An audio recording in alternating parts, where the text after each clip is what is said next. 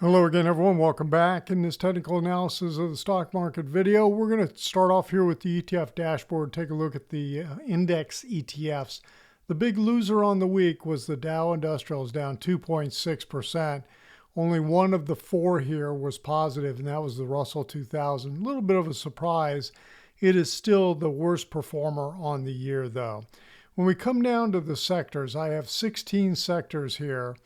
This week, 7 were positive, 9 were negative. A little bit of an improvement or deterioration from last week where we had the big bounce. So we're kind of very close to 50-50 on the split between the ups and the advancing and declining, right?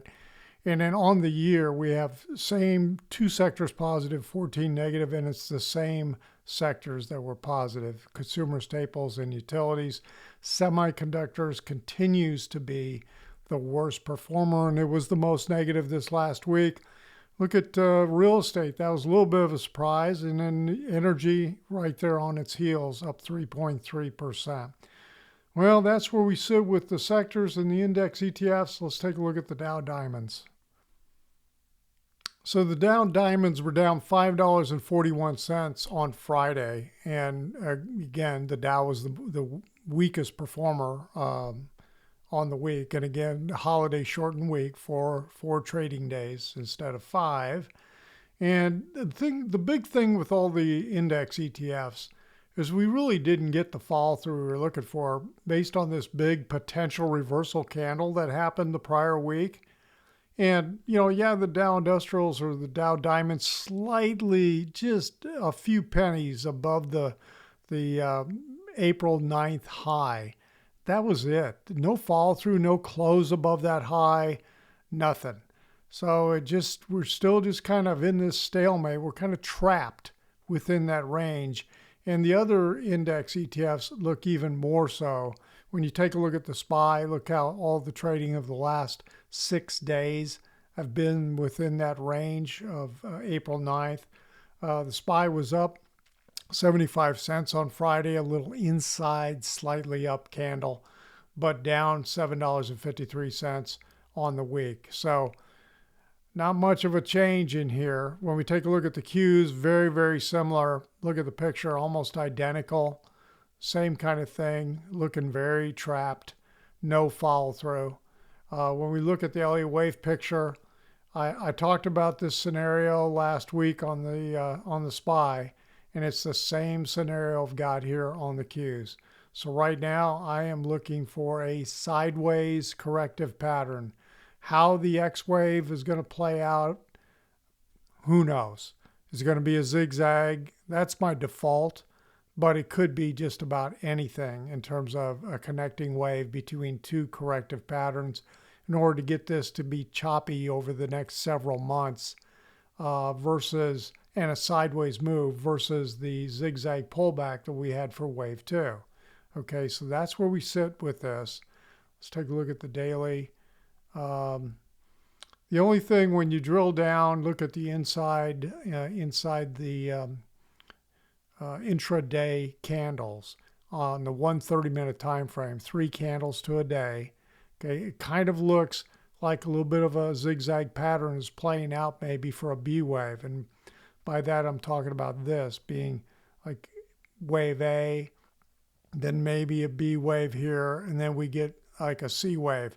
But the real question is this done? And that's uncertain right now. We'll just have to see what plays out over the next few days. Okay, so that's where we sit with the Qs. Same kind of pattern that's playing out as what we're seeing in the S&P 500. Let's take a look at the Russell. Okay, I'm going to go back to the moving average view. Let's pull up the Qs. Pull up the Russell IWM. Okay, so it was up $1.51 on Friday, down $2.12 on the week. So no follow through also just on this index. Same kind of picture in terms of that, and being trapped last 6 days, all within that trading range, same kind of thing. We're looking for a little bit different pattern here, Elliott Wave wise. I'll talk about that next week, but We'll see whether we're going, how long it's going to take before we get a breakout of this big range that we're in. Okay, let's take a look at one of the indicators I look at almost every day. The high lows on the New York and the NASDAQ. So here's the New York Stock Exchange, minus 23 on Friday. So we're talking about the net between netting the number of 50 stocks hitting 52-week highs minus 52-week lows.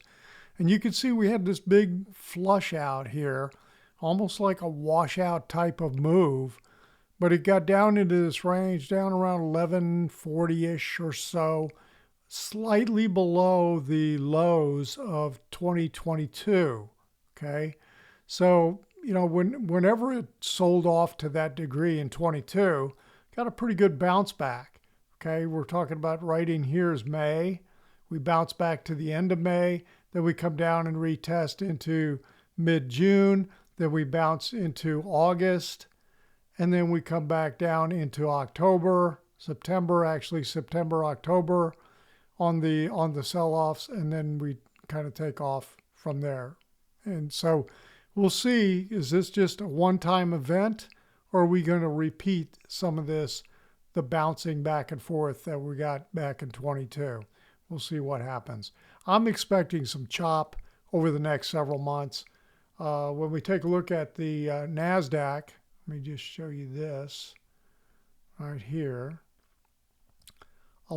It's didn't quite get to taking out the 22 lows, but close.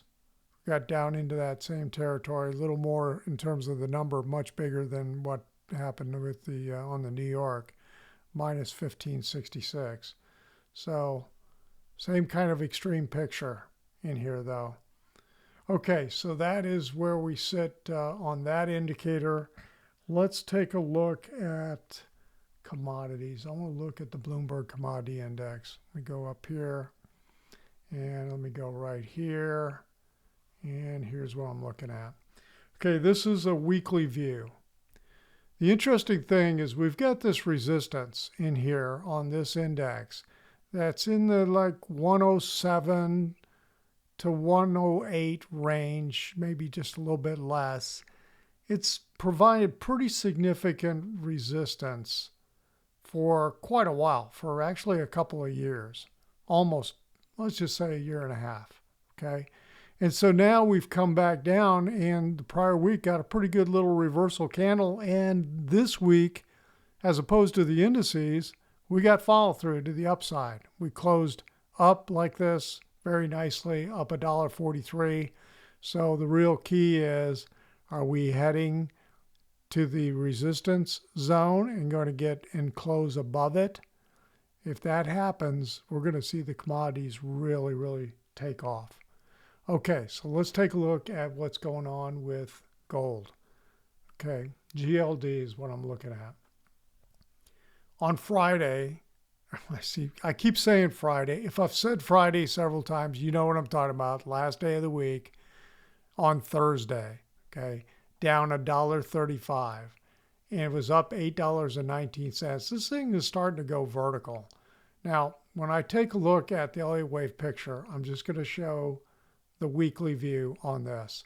So I've got this in a fifth primary wave up. Okay, and within the fifth primary wave, I think we're in a fifth intermediate wave. Now, it could very well be that this thing just extends and extends, because right now within that fifth wave, it looks to me like we're in a third minor wave that isn't finished, isn't done yet. And every time you start to look, I mean, we started to look like we're getting divergence, like maybe we're getting the end of something. All that just disappeared with this continued thrust that happened this last week. So, in the last couple of weeks, actually, because we're on a weekly view. Let me zoom in a little bit so you can see the picture here. So right now, I mean, this just looks full speed ahead. Every time, it looks like this thing has gotten overbought and is going to stop, it just pauses. And so gold is looking very, very strong right now. It continues to act very, very strong. Okay, I want to take a look at two Dow stocks. Let me go over to the Dow area. Let me go back to the moving average view. Pause this for a minute. United Healthcare, down $130.93 on Friday, 22.4%. This was the big contributor in why the Dow was negative on Friday when the other major indices were all positive, even though they were just positive slightly. Very, very negative, and contributed to the Dow being down on the week, or being the leader to the downside. Let's put it that way. So down $145 on the week. You can see the number here, 45.36, and almost all of that occurred on Friday. Now, this close on the weekly basis is the lowest close since a year ago, April 5th, the week of April, actually right here, the week of April 7th of 24. Okay, so lowest close in about a year on this stock. They slashed their earnings projections, and pretty negative reaction in the marketplace. Now, the other one that I'm watching closely is Apple. Let me just go to the daily view on this. Zoom in a little bit. Look how this sell-off that occurred came right down and closed this gap from May of 24. This gap to the upside got closed perfectly, and then we get the bounce up. Now, it looks like we hit this little resistance area here where these prior lows, it was support. Now looks like it's potentially become resistance, but we'll see. There's a couple positives in here. We've just talked about how all the major indices seem to be trapped within this trading range. Well, Apple's not. Here's the April 9th. Not only has it broken above it, it's closed above it.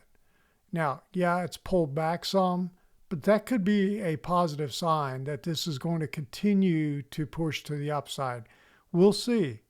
Again, no guarantees in here. It did push in here and hit this now resistance area. And the other thing is we got this downside gap that was created with the move on April 3rd. And over the last couple of years, Apple's had a tendency to close its downside gaps in 2 to 5 weeks. We'll see. We'll see if that plays out or not.